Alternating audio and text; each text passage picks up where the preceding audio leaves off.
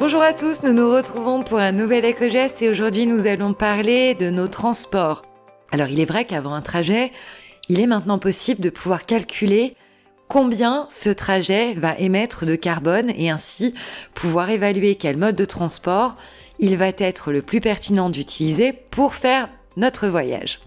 Alors, pour faire des trajets courts, globalement, quand on a la chance d'habiter près de son lieu de travail, on peut privilégier la marche à pied ou le vélo. On sait que ce sont les modes de transport les plus écologiques.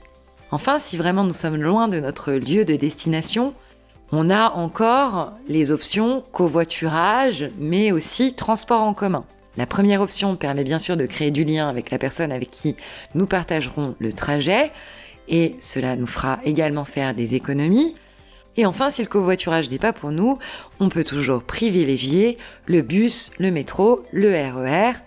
Mais il est vrai que pour des trajets de plus longue distance, il vaudra mieux privilégier le train pour se déplacer en France.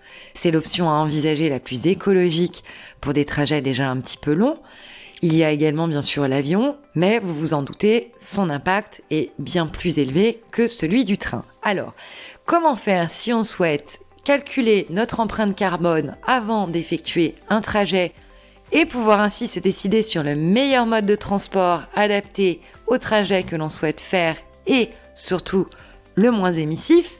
Nous pouvons aller consulter le site de l'ADEME, datagir.adem.fr, datagir s'écrivant D-A-T-A-G-I-R.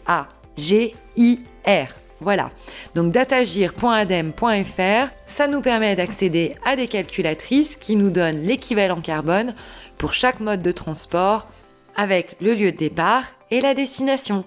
Nous vous souhaitons une excellente journée et nous vous retrouvons demain pour un nouvel éco-geste.